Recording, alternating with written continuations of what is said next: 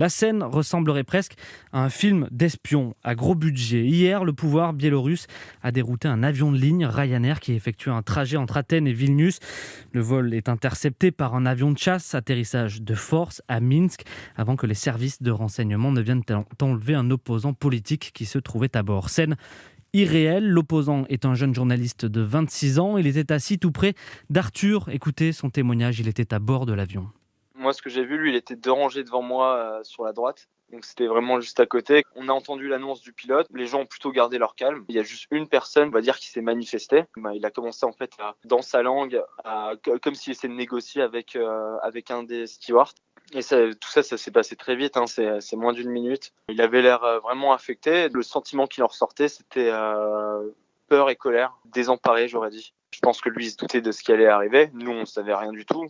Son interpellation, ils l'ont fait sortir du bus après l'avoir déjà contrôlé une première fois. Ensuite, ils l'ont remis dans mon bus, accompagné d'un policier.